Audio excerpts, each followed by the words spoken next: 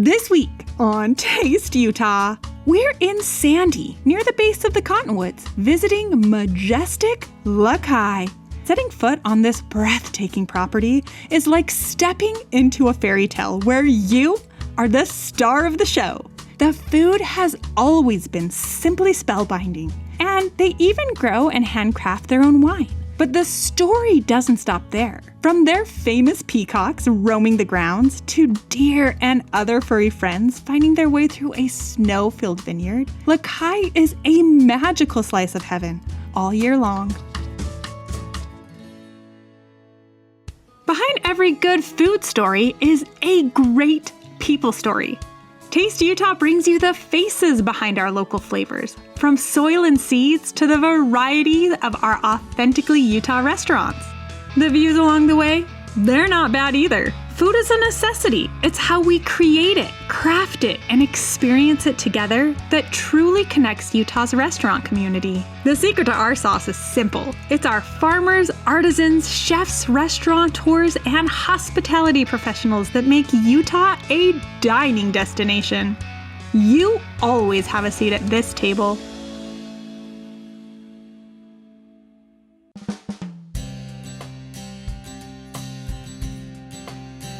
We're in Sandy this week and we're at Caille restaurant. Caille is doing so much more than just serving exquisite food. They're bottling and growing their own wine. They have beautiful grounds where you can truly feel like you're somewhere in provincial France. We're gonna learn all about where they've been and we're gonna talk about where they're going. Hi, James. Hi, Katy. Welcome to Caille. Thank you. I am so excited to be here. I feel like the fairy tale that is Caille needs to be told, and I'm so excited we're going to do that today. I'm so happy you're here to tell you that tale. Come on up. Thank you. James, the elegance of Caille is unparalleled. Tell us a little bit about your position here. I'm the general manager of the property here. Okay. But I work very closely with all the departments within Caille, which include the restaurant, events, winery, and lodging. Tell us about the restaurant. So what is in front of us here? Several months back, we decided to embark on a steak program. Okay. And we brought in numerous steaks. Among them are a 36-ounce Wagyu tomahawk that we charge $300 for. Wow, but beautiful. A tomahawk is huge. So it's a bone-in. It's almost like kind of caveman-esque in that regard. It certainly is. Yeah. Barney Rubble would love to have one of those. He would be paying in pebbles. Caille's a place of experience. Yes. And when you bring somebody to Caille, we want them to experience something that you can't get everywhere. This beautiful, amazing cut of beef is so extraordinary, but bacon is always gonna steal the show. That's the thick cut. In cooking, it renders down just a little bit, but it still is a magnificent taste and piece with honey and the glaze that we put on it. And I'm assuming we cut, is that what this is? That's correct. Okay. Yep. There you go. Oh, I love that. You. Oh, thank you. And then talk to us a little bit about the sides on the table.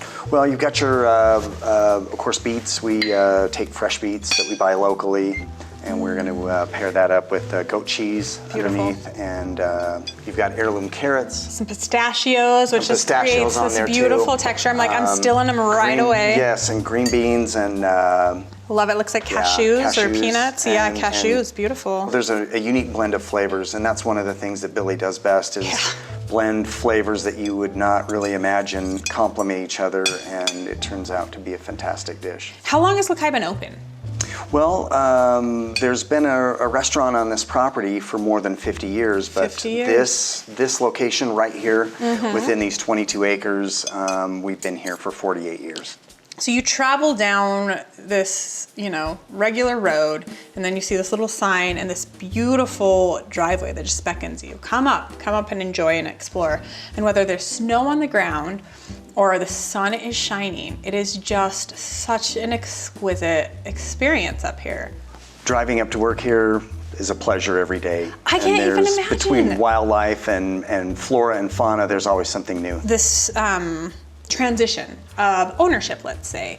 So honoring the tried and true, time-tested legacy of the restaurant, the heart of the restaurant, the soul of the place. And then saying there are so many different ways to engage and enjoy the experience of La Caille. So yes, if you want to have a $300 Wagyu tomahawk, that is yours for the offering. But also if you want to come up and just have a beverage and hang out and maybe get a little food, there's a little bar area downstairs. We recently did get a bar license. Okay. So you can come to La Caille, as people have been asking us for years. Right. And just have a drink and enjoy the scenery. And then not only that, but next to the atrium, beautiful greenhouse, you are creating this extraordinary offering. So the lounge is a newly built space that is a little different than the rest of La Caille. It is new and modern and beautiful, and it is a perfect space for small event rentals. We do special events out of there. There's a number of uses for it, but it's a little different than the rest of La Caille, but it is an additionally unique space. It's all 5 senses that are involved in your food experience. Even cutting the bacon and being playful in that regard, it brings a hands-on element. It connects you to what it is you're consuming in a way that's thoughtful and engaged and refined and still childlike and playful, which I just think is so special. I would love to spend some time in the kitchen with Chef Billy. Is that possible? Definitely it is. Okay, wonderful. Well, let me take one more bite and I'll head out. Well, Chef Billy Sotelo, it's honestly like an honor to be back cooking with you. You have been in the industry, sort of a legacy legend for like 3 decades. Yeah, almost 3 decades. Been cooking for a little while. So this is my favorite place to work. What are you making for us today? So I've been thinking about a dish, pâté fou, which is a French dish that they simmer all their vegetables and meats inside one broth, and then they make a dish out of it. So I was thinking we could do this with dashi and make it with the seafood. So that sounds amazing. So it's we started off with a dashi broth. Okay. And so over here I have a little dashi broth that's warm. The idea was to take our vegetables and our fish and put this thing together all in dashi, and then put it together with everything that's local, and also trying to hit all the seasons as far as like what the spring brings us. Yeah, okay, I love this. So I got some beautiful mushrooms from our local mushroom guy, William. He lives right down the street. He grows these for us. So. He grows these specifically for La Caille? Yes, these are gnocchi. In the dashi broth they go. In the dashi broth they go. And just give them a little bath. So we're gonna give them a little bath. I got that. I'm not boiling the dashi, just a nice warm. It's not a bubble bath. Not Yeah. Okay, love it. So look, a little bloop bloop bloop is kind of what we're looking for there. So okay, wonderful. So then like hot springs. So I'm going to get a little bit of a radish here as well. Okay, beautiful. And then we have some spring onion as well. Spring onion, beautiful. I'm going to add this to a little bit of a broth here. Okay, I love that. Beautiful. And then our little pieces of radish as well. All right, throwing the radish in there.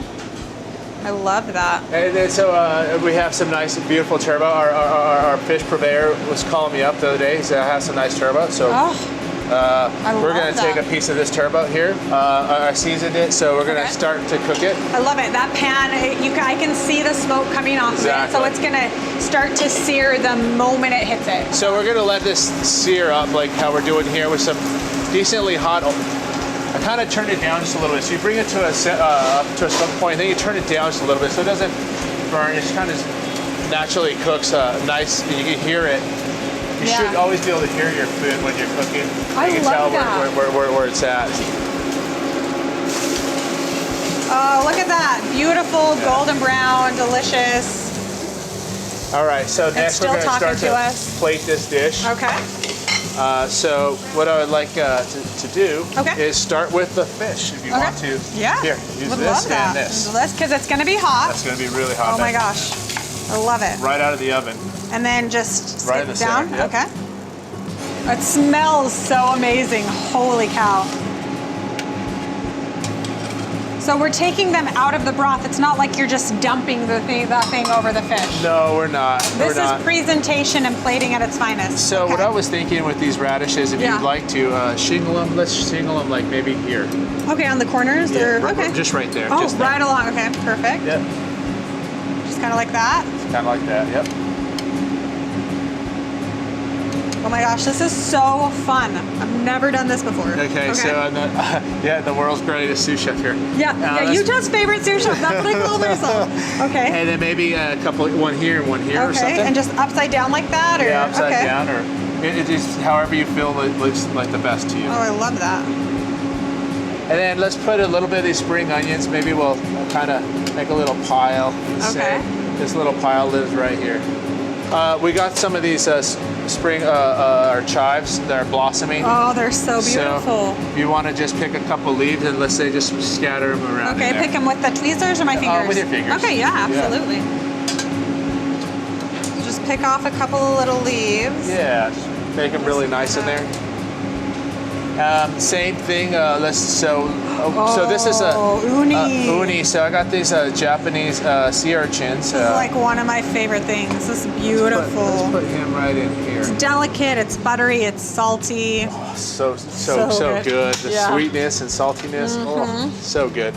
Okay, so let's take a little bit of microgreens, and you can use your tweezers or your fingers, and let's just place them in here.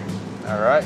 And then the finishing touch is our broth. So if you want to just take a couple spoonfuls and give a couple. Okay. Oh. There you go. Thank you.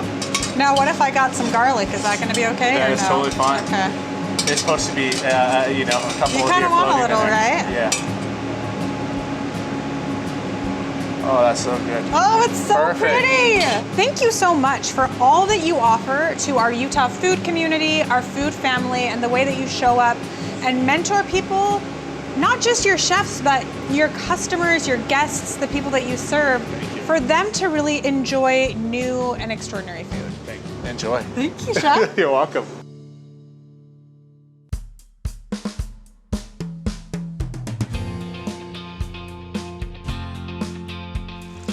Mike. Hey, Katie, how are you? I'm doing well. How are you? Good. It's great to see you. Talk to us a little bit about these 40-year-old vines. This vineyard, it was originally planted in '86. Okay. As you can see, it's in a beautiful spot at the mouth of the canyon. Yes. And the mouth of the canyon is actually what makes this a great spot. In the canyon, there's no mountain in front of the sun when it comes in. So when the sun rises into the valley, up here, this gets sun really early in the morning. Okay. And because we're on a slope, as the sun sets, it gets sun late into the evening as well. So we get full days of sun, cool temperatures because of the altitude. We're at 5,300 feet. A lot of people don't realize how high that is, but that's what this vineyard's at. And other places that grow grapes, California, for example, they get the morning fog come in. They're at sea level. Well, we're high, so we get cool temperatures at night. And as you can see, I mean, the grapes just really like it here. It's so beautiful. It's a stunning, unique place. They really are thriving too. And right now we're in the early stages of the growing season for grapes, right? Well, so the first start of the season is what's called bud break. And that actually took place this year between the 8th of May and the 12th. Is that a little later than usual? It's only about 2 or 3 days later. Okay, nice, because it was a really brutal winter, so. Yeah, and they're dormant in the winter, like a fruit tree. Oh, nice. So unless the temperatures get really, really cold, and when I mean really cold, like single digits for several nights in a row, they're all dormant, so everything above ground is okay. And we had snow last year above these cordons here. Oh my gosh. There again, it helps insulate them, the snow does, and it doesn't bother them at all. So it's actually not a bad thing. No, it's actually pretty good. So anyway, we start with bud break, which is about roughly May 8th. Okay, beautiful. And then, as you can see, the shoots are growing really nicely. Yeah. And then we go into what's called bloom, where these flower clusters start to open up, they get pollinated, and they turn into small grapes. I love this. So these are actually blossoms waiting to bloom, not grapes. Right. Okay. And on some of the vines, there are some actual grapes that are clusters that have been pollinated. Okay. We refer to that as berry set. So we track all these dates every year to see where we're at, to make sure we're kind of on the same schedule, which give or take, it's no more than 10 days either way. What makes for a really productive and vibrant berry set? Actually, the last few days we've had have been we've worried about a little bit because we've had a lot of wind. Yeah. So right now they're exposed to rain and wind. So when they're flowers, as you can see, the flowers are very delicate. Yes. And they can easily get blown off, or raindrop knocks them off. If that's gone, then there's no grape. And then the clusters of the berries you want to be quite close? Yeah, they actually, as they grow, as they get bigger, they're really, dense clusters. There's no real space between the grapes. Yeah. And so if we don't have a good berry set, then we're not going to have nice tight clusters. What happens next? Next comes the fun part, picking them. And do you hand harvest up here? We do. We have a lot of customers that like to come up and help us do a little bit. Is that something you allow? I mean, I think if people knew that you did that, they would, okay, cool. Yeah, we have people, want to help us, and it's all done by hand. You get a little knife, you cut them off, throw them in a bucket. I love it. Put them on a truck, we haul them down to the winery, because everything's done here.